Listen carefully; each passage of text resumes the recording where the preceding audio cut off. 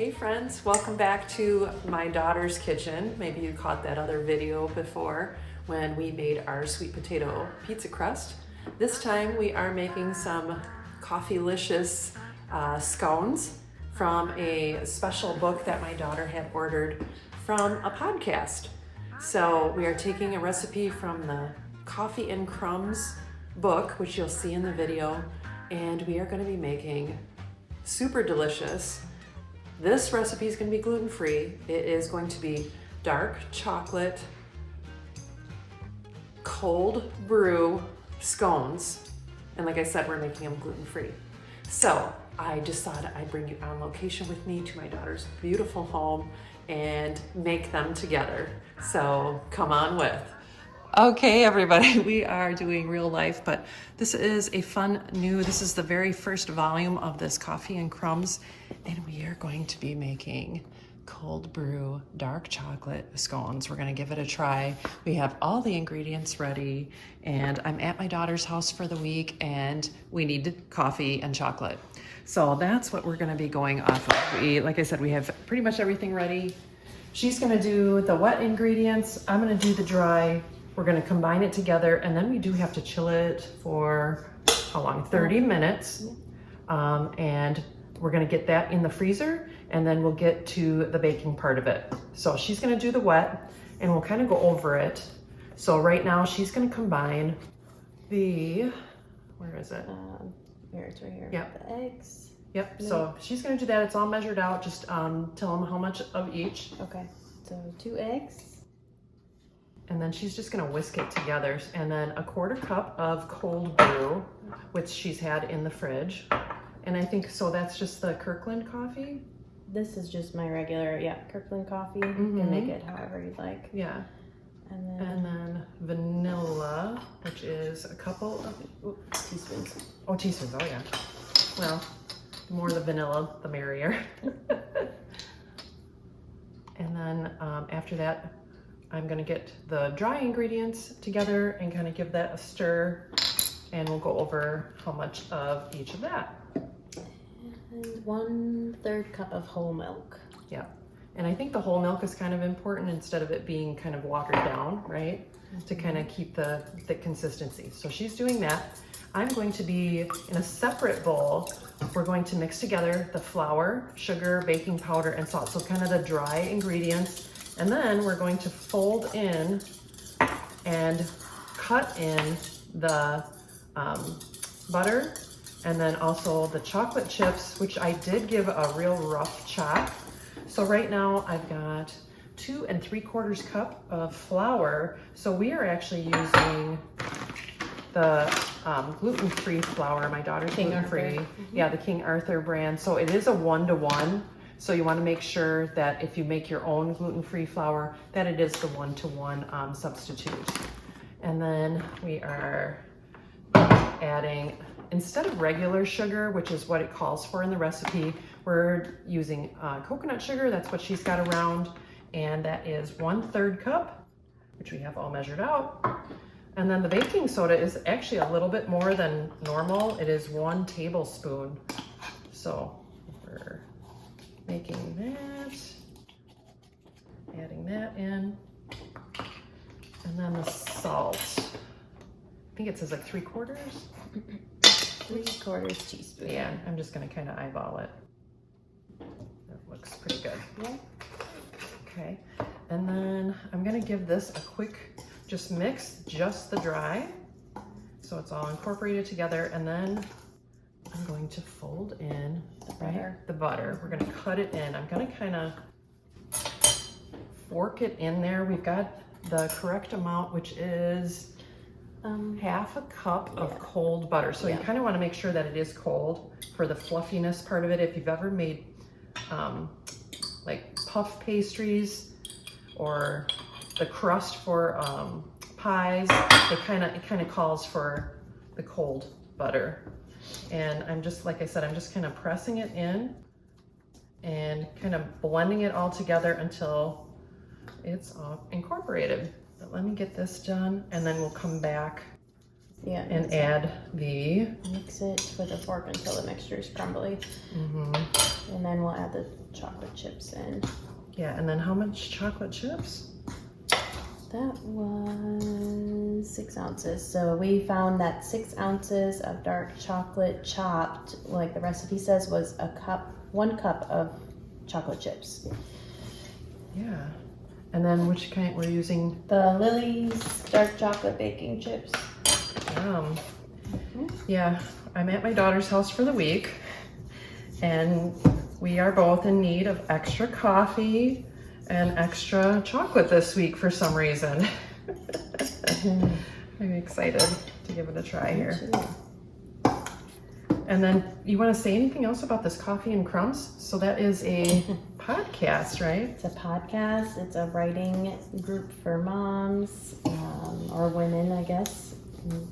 And they just came out with their first volume of their magazine in December. It's great. It has stories and poems in here, mostly about motherhood. Is it a local? No, it's not local.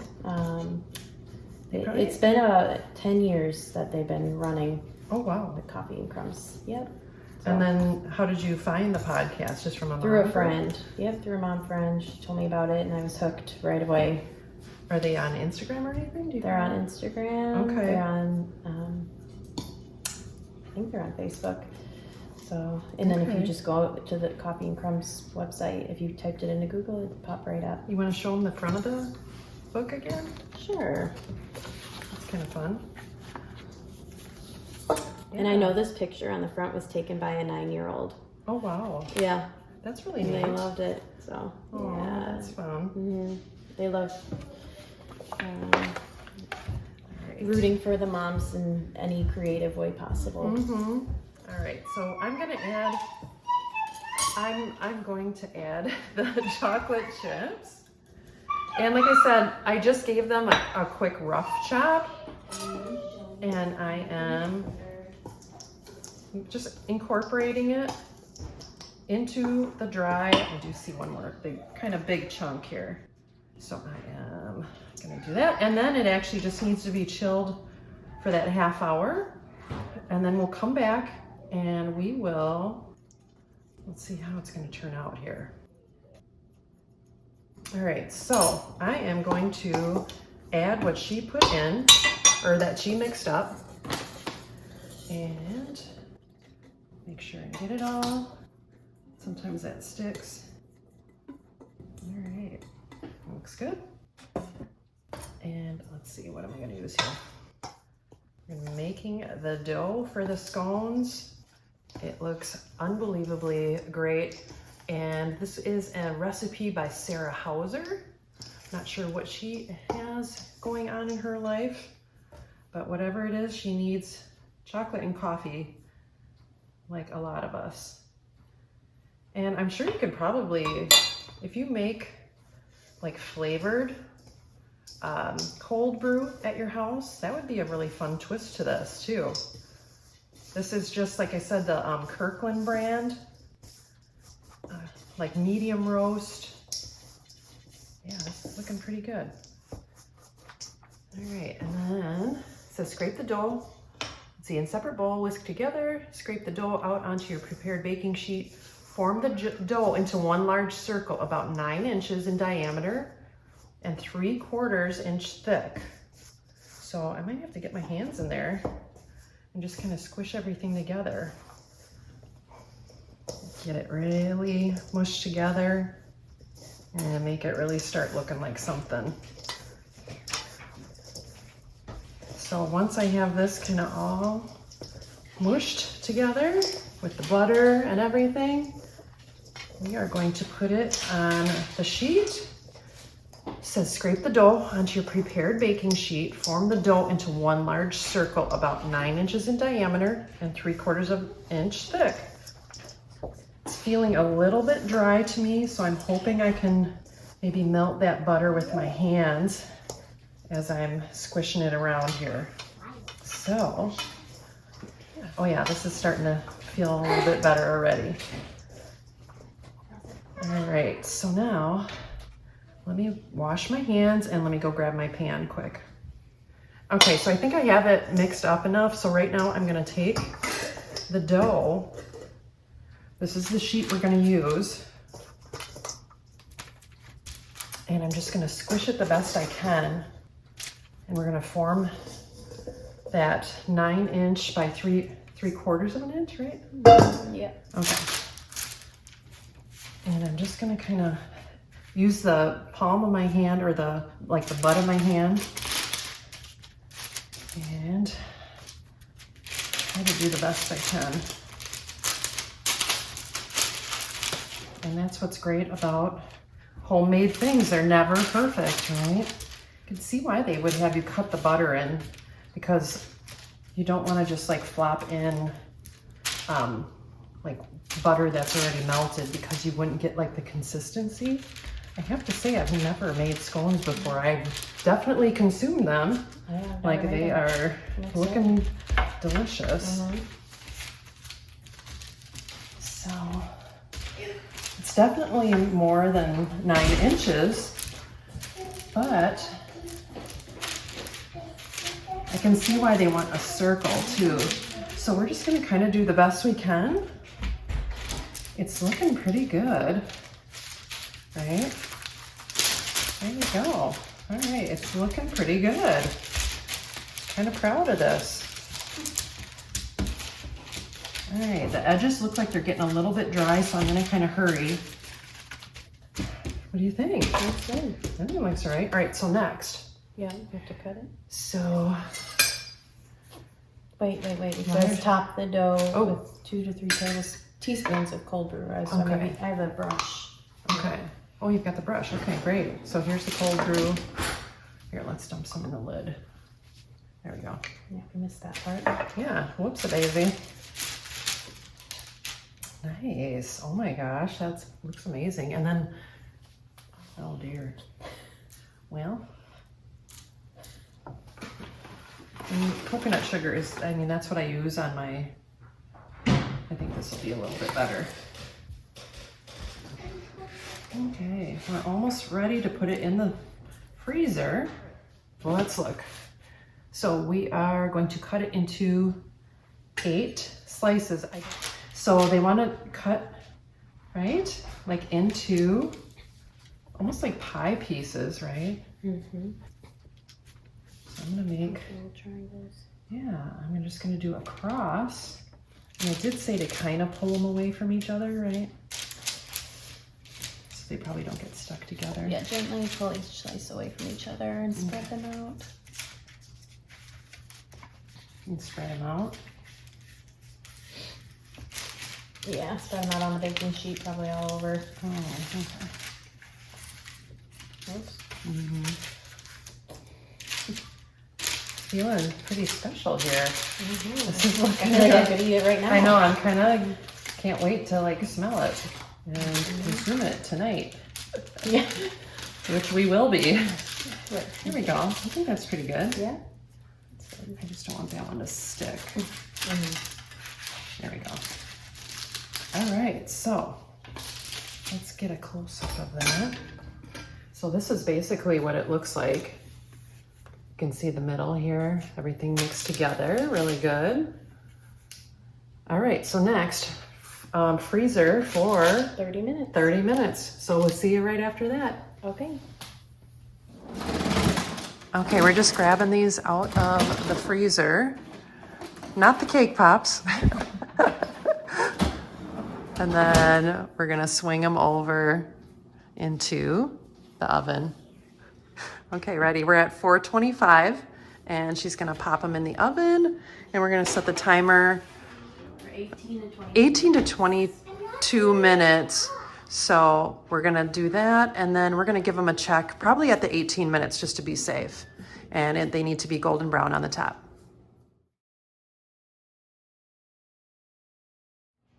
Okay, we're gonna give them a check. This is at 18 minutes. Very clean. Oh, it's clean, yeah.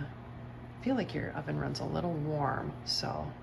Yeah. All right, we're gonna bust these out and get them cooling for a bit before we do some sampling. All right. Oh man. They look amazing. Awesome. All right, we can't wait anymore. Let's see. All right. Let's see. It might be easier to just take a bite. What's the inside looking like? You can definitely taste the coffee. Can you? Okay. It's really good. Looks really good. I'm so proud of us. Like, that was really fun. Yeah, very good. The outside's crunchy and Oh, so outside's crunchy. Yeah. It's like so could you pick it up with your fingers and eat it? You think? Yeah. Or is it still warm? Okay. It's warm. Like, Okay. I might wait a few minutes. Let's see the bottom. Yep. Oh yeah. So that was at 18 minutes. 18 minutes exactly. Yeah. Yeah. I think, like I said, I think your oven does run a little bit. Very good though. Okay. Well, I think we're gonna bust out another one for me to try, and we'll get this video closed up. That looks amazing. So there you go. We got them all done, and we did all of our taste testing. You'll probably see that right at the end of the video. And I just wanted to show you that we actually wrapped them up individually.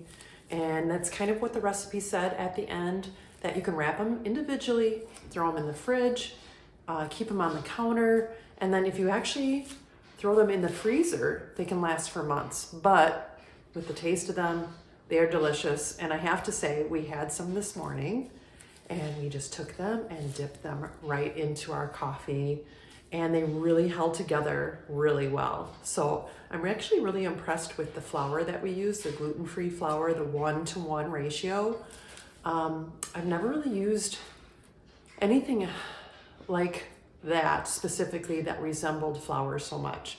Normally, when I make a, gluten-free recipe, I actually use almond flour or coconut flour, which the ratios are a little bit different in that. So if you are using flour like that, make sure that you know the ratios. So I just thought I'd bring you with, like I said, to my daughter's beautiful home while I'm on location, while I'm on vacation, with the grandkids, with the kids, and just really enjoying myself. So thanks for stopping by my little channel.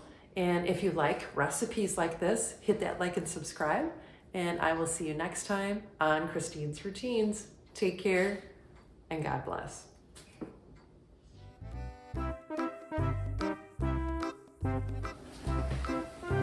Okay, I'm just doing a quick test, and I just stepped on a crumb. Oh yeah, here we go. It's real life. Yeah. Kids are starting to surround us. Oh wow. Wow. Okay, I think I'm almost done. All right. That's really fun. All right. So Okay. good and crumbly. Yeah, I think so. I'm kind of just trying to mash it down. Yeah, so we're having a fun adventure.